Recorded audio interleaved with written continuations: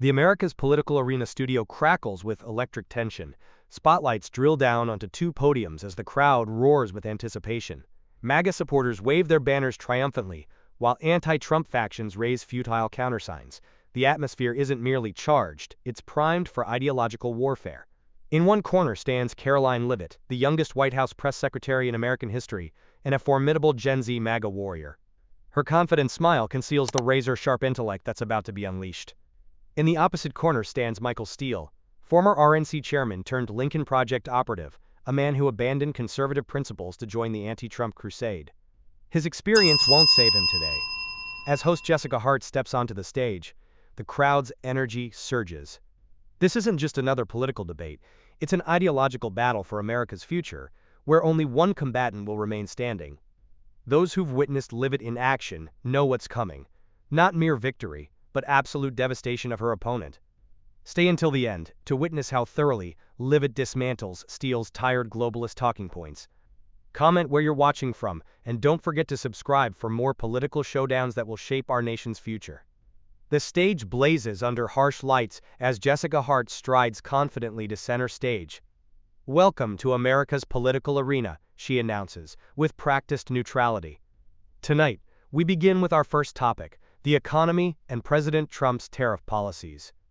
Mr. Steele, you have the floor. Michael Steele adjusts his tie with a rehearsed confidence that barely masks his uncertainty. Trump's tariff policies are an economic catastrophe, he begins, his voice attempting authority but landing somewhere closer to academic detachment. A 25% tax on imports from Mexico and Canada, plus an additional 10% on Chinese goods, has sent consumer prices skyrocketing. Americans are paying 15% more for everyday necessities. Small businesses in Maryland that I've personally spoken with are drowning in rising material costs. He leans forward, attempting to appear concerned. The International Economic Institute predicts U.S. GDP will contract by 0.5% next year because of these self-destructive tariffs. This isn't winning, it's placing an unbearable burden on American workers. Karoline Livit rises, her red MAGA jacket a battle flag against Steele's bland corporate attire. Her smile isn't friendly, it's the calculated expression of a predator who has spotted weakness. "Mr. Steele, you're parroting the same globalist script that abandoned American workers for decades," she counters, her voice cutting through the studio like a perfectly honed blade. "Trump's tariffs aren't taxes. They're weapons deployed to protect the American dream. Since their implementation, domestic manufacturing has grown by 15%. Factories in Pennsylvania that stood empty for years are hiring thousands of workers." Livit leans into the microphone, her intensity building. "A Pittsburgh steel worker told me last week, thanks to Trump, I have a job after a decade of unemployment. Do those stories reach your ears, Mr. Steele? Or are you too busy reciting leftist think tank reports while real Americans struggle?" She pauses, allowing the MAGA crowd's approving roar to wash over Steele like acid. When they quiet, she continues, her tone shifting from attack to instructive condescension. "You speak of prices as though you understand the economic reality. Let's examine the facts. Global inflation is projected at 3.8% for 2025, yet Trump has maintained U.S. inflation at just 2.5%, far below predictions. His tariffs forced China and the EU to the negotiating table, securing trade deals that actually benefit Americans. The result? U.S. exports increased by 11.35% last quarter." Livit's eyes narrow. Her question a trap Steele cannot escape. "Tell me, Mr. Steele, do you want Americans dependent on cheap Chinese products manufactured by slave labor, or do you want us rebuilding our own industries and reclaiming our economic independence?" The MAGA crowd erupts, a thunderous chant of USA, USA, filling the studio while Steele visibly flinches. Steele attempts to regain his footing, his voice straining to be heard. "I've spoken to shop owners in Baltimore who tell me they can't handle 20% higher import costs. These tariffs disrupt supply chains and dramatically increase material prices. Fitch Ratings has warned that if countries retaliate, which they will, global growth could fall by 0.3%. And let's not forget, Trump promised to reduce tariffs on China, but now threatens an additional 10%. This isn't strategy, it's inconsistency." His accusatory finger point toward Livit lacks conviction, a gesture as empty as his arguments. Livit steps forward, eyes sharp as surgical instruments. Inconsistent, Mr. Steele? Trump made it crystal clear he would negotiate aggressively to protect American interests, and he's delivered. China just suspended their 125% tariffs on U.S. medical equipment and chemicals. That's a victory achieved through Trump's pressure campaign. Her voice drops to a controlled intensity. You mention supply chains as though they're sacred. We're not preserving them, we're rebuilding them in America. Domestic steel production is up 10%, and companies like Intel are opening new manufacturing plants in San Diego instead of Asia. The crowd leans forward, captivated by her command of both facts and rhetoric. You claim to speak for small businesses while advocating policies that destroy them. Trump cut land lease costs by 30% and extended VAT payment deadlines to late 2025, saving them billions. What's your proposal, Mr. Steele, besides complaining and carrying water from multinational corporations? She tilts her head with a mocking smile that triggers a wave of MAGA laughter at Steele's expense. Steele's hand trembles slightly as he runs it through his hair. Miss Livit, Trump's policies may create short-term jobs, but what about long-term growth?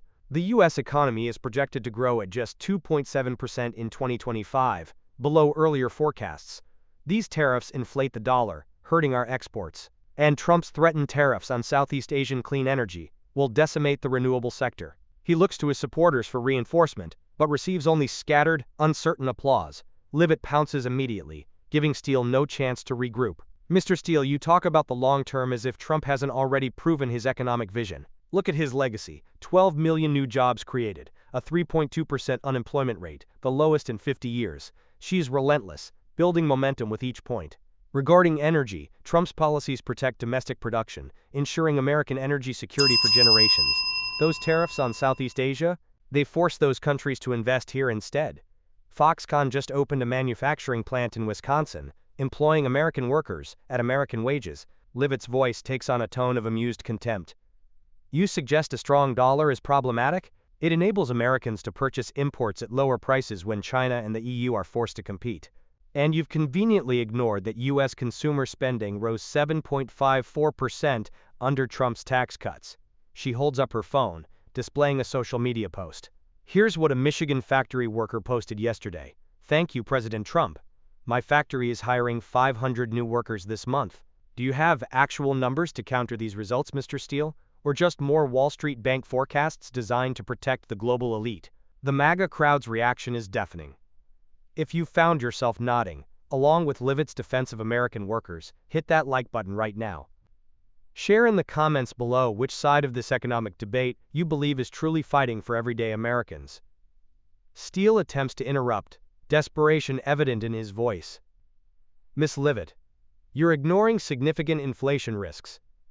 Brian Colleton from Fitch Ratings has stated that these tariffs could push global inflation to 4.3%. Americans will pay. Livit cuts him off with surgical precision. Inflation? The IMF predicts global inflation will fall to 4.3% in 2025, while the U.S. is maintaining rates significantly lower under Trump's policies. Mr. Steele, Americans don't need forecasts and projections. They need jobs and economic dignity. Trump has delivered both. She turns toward the audience, her voice rising in controlled passion. The essential question is, whose side are you on? American workers struggling to support their families, or multinational corporations outsourcing our jobs while padding their profit margins? Livit raises her hand like a champion claiming victory. Who is truly delivering the American dream? Trump or Mr. Steele and his globalist allies? The crowd's response: Trump, Trump, Trump, drowns out any possibility of Steele's rebuttal. Host Jessica Hart waits for the audience to settle before continuing. Our next topic addresses media and allegations of fake news. Mr. Steele, you may begin. Steele attempts to recover, his voice adopting a grave, concerned tone. Trump has transformed the media into a convenient scapegoat for his failures. He regularly calls journalists the enemy of the American people, leading to unprecedented threats against reporters nationwide. He gestures broadly. A recent Freedom House report shows press freedom in the United States declining specifically because Trump restricts information access and attacks legitimate reporting. His posts on Truth Social shared millions of times spread dangerous election conspiracies and health misinformation. Steele's eyes challenge Livit. That's not protecting free speech. It's weaponizing communication to undermine public trust in essential institutions. Trump doesn't defend truth, he manipulates opinion to serve his personal agenda.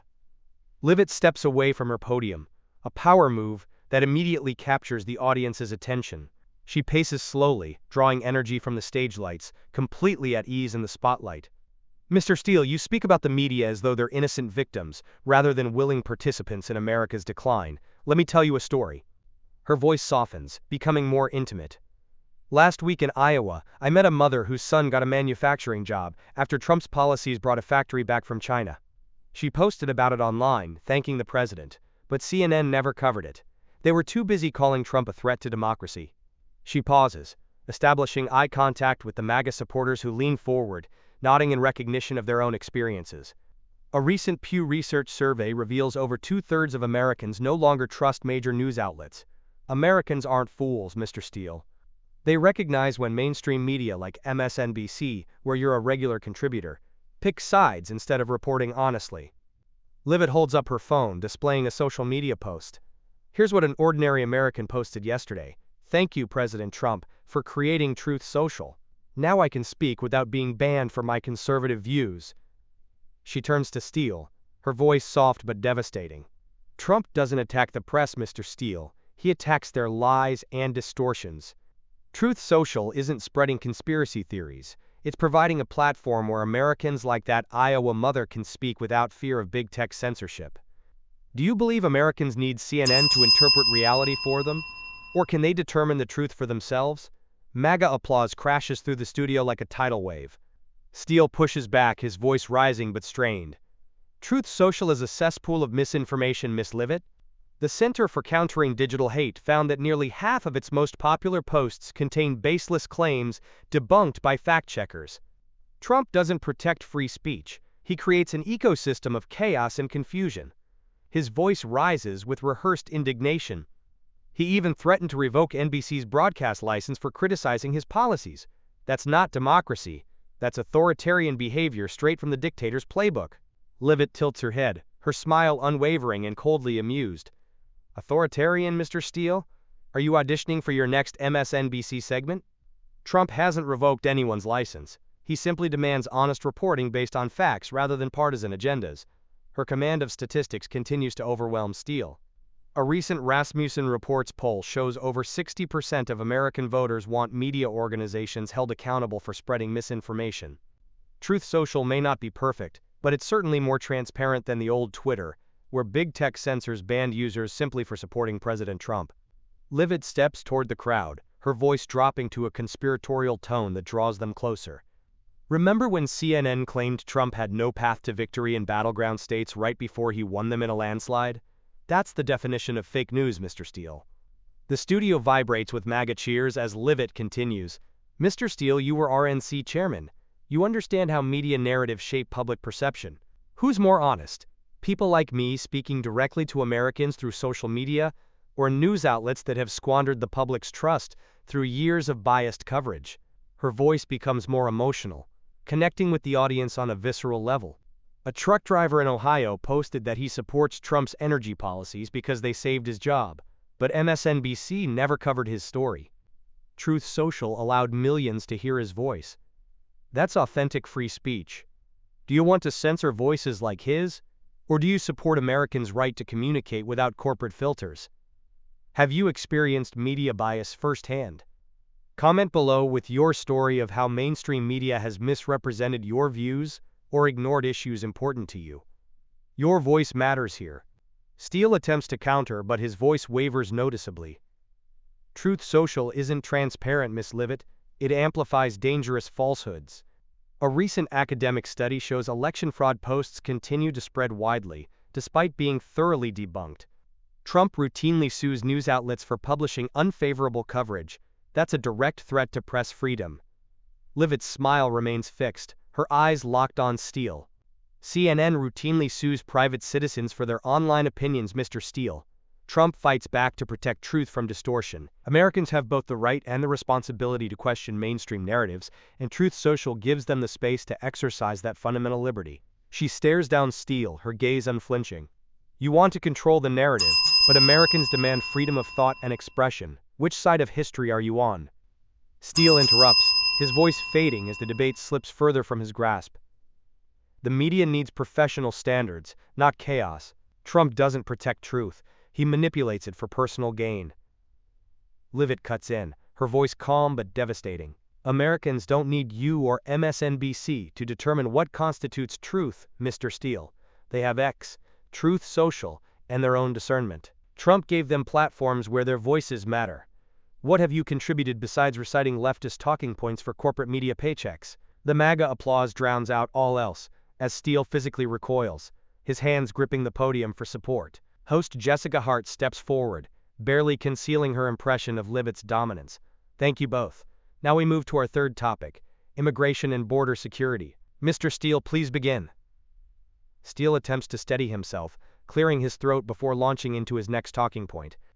Trump's border wall is an expensive farce, a useless concrete monument that stops no one while wasting billions of taxpayer dollars. It's nothing but a symbol of division deliberately designed to fuel xenophobia, he continues, voice low but accusatory. His immigration policies, mass deportations, family separations, children in detention facilities, are not only cruel, but fundamentally un-American.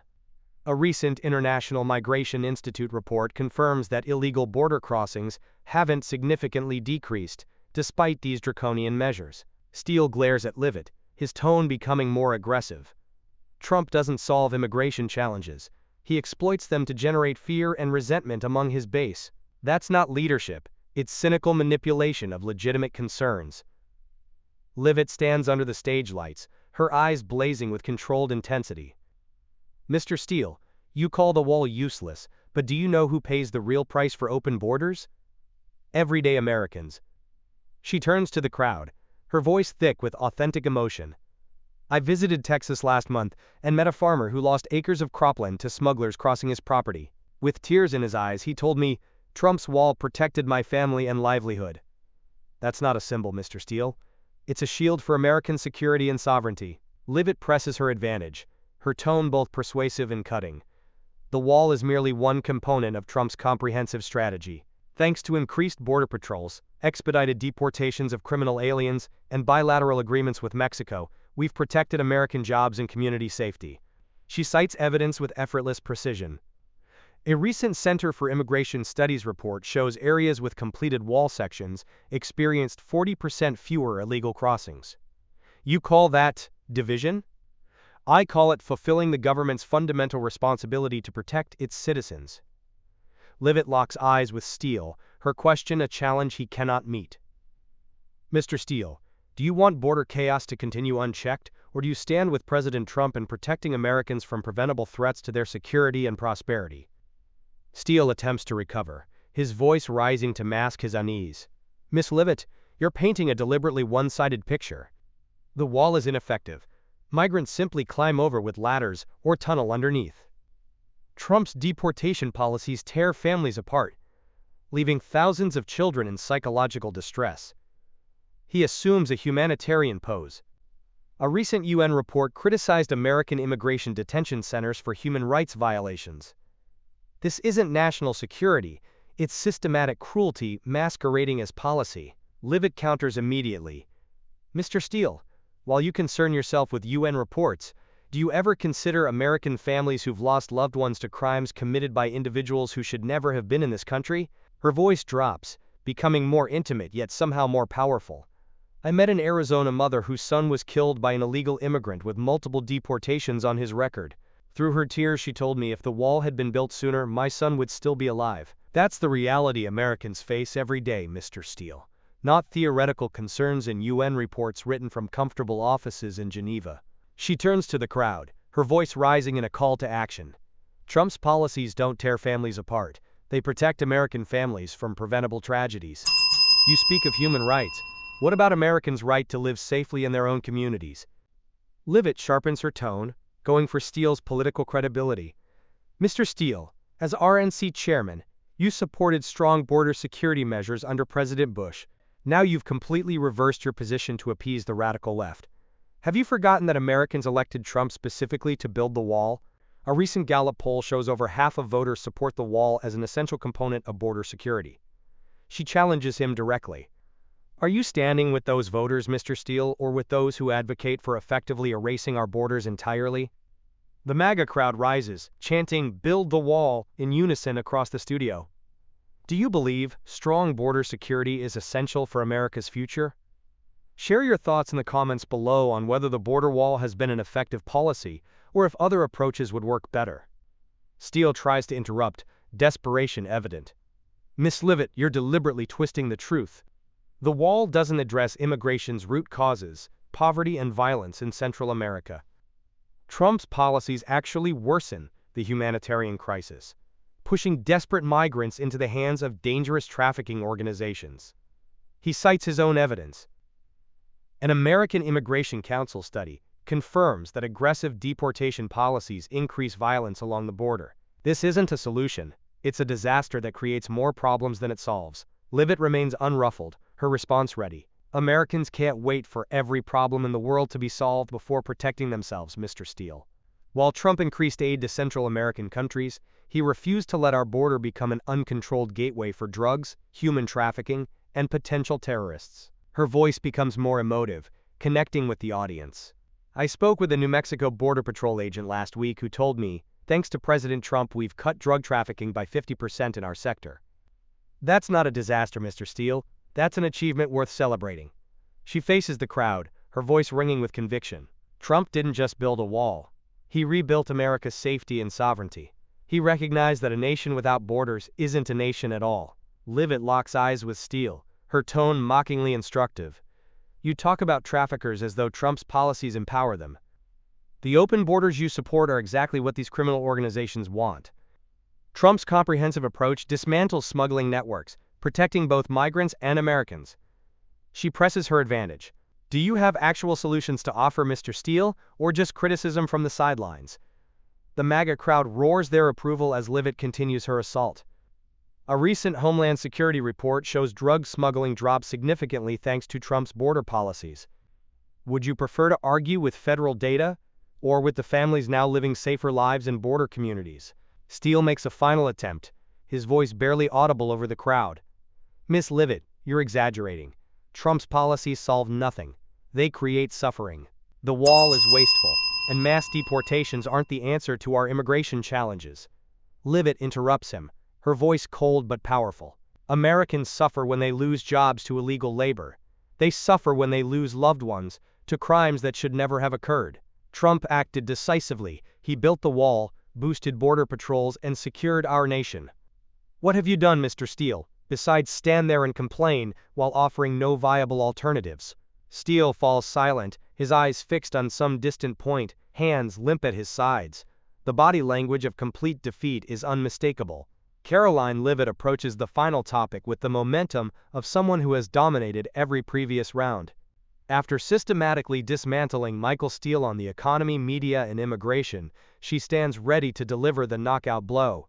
Host Jessica Hart opens the final segment. Our final topic addresses President Trump's legacy and accusations of authoritarianism. Miss Livit, you have the floor. Livit's eyes gleam with the intensity of a warrior preparing for the final strike. Trump's legacy is the story of an America reborn from the ashes of globalist policies that served elites at the expense of ordinary citizens. She turns to the audience, her voice rich with passionate conviction. I visited a small manufacturing town in Ohio last month where a mechanic shop owner told me, Trump brought us jobs and dignity when everyone else wrote us off. That's not division. That's an America rising from the wreckage of failed globalization. She pauses, establishing direct eye contact with Steele. A recent National Economic Institute study confirms that Trump's policies significantly boosted middle-class incomes across demographic groups. That's his true legacy, Mr. Steele. A stronger, safer, more united America where prosperity reaches beyond coastal elites to forgotten communities. Livit's voice takes on an edge of controlled contempt. Those who label Trump authoritarian are simply parroting leftist media slanders because they fear his success. Trump doesn't threaten democracy, he revitalizes it by empowering ordinary citizens, appointing judges who respect constitutional limitations, and restoring faith in systems corrupted by decades of elite mismanagement. She challenges Steele directly. Why are you so determined to erase this legacy, Mr. Steele? To return to an era when Americans were sacrificed on the altar of globalist ideology? Steele rises, his eyes revealing exhaustion but attempting one final counterattack. Trump's legacy is chaos and division. He incites political violence, threatens press freedom, and abuses executive power to suppress legitimate dissent. His voice attempts aggression but achieves only desperation. A recent Civil Liberties Commission report details how Trump's actions have systematically eroded democratic institutions. He's not a leader. He's a fundamental threat to America's constitutional order. Steele's glare lacks conviction, his final attack landing with all the force of a feather. Livit steps closer to the audience, a confident smirk playing across her features. Mr. Steele, you're repeating tired cliches Americans are sick of hearing. Your accusations have been recycled so many times they qualify for an environmental award. The MAGA crowd laughs appreciatively as she continues. Trump doesn't incite violence. He inspires millions to stand proudly for their country's values and traditions. I met a veteran in Georgia who told me with tears in his eyes, Trump gave me back my faith that America still belongs to its people. That's his true legacy, an America that puts its citizens first, not globalist interests. Livit's voice sharpens. You call that authoritarian? I call it authentic leadership that serves the people who elected him. She continues with growing confidence. Mr. Steele, you've witnessed the Republican Party's unprecedented strength under Trump. Yet here you stand, echoing the desperate accusations of those who've tried and failed repeatedly to destroy him. She cites more evidence. A recent Political Research Center poll shows over 60% of American voters feel safer and more economically secure under Trump's leadership. Would you prefer to argue with them, Mr. Steele, or just with the facts that contradict your narrative? The MAGA crowd rises as one, chants of Trump, Trump, Trump, echoing throughout the studio. Steele attempts one final rebuttal, his voice clearly shaking. Miss Livit, Trump has repeatedly abused his power, attempting to interfere with independent agencies and undermining the separation of powers.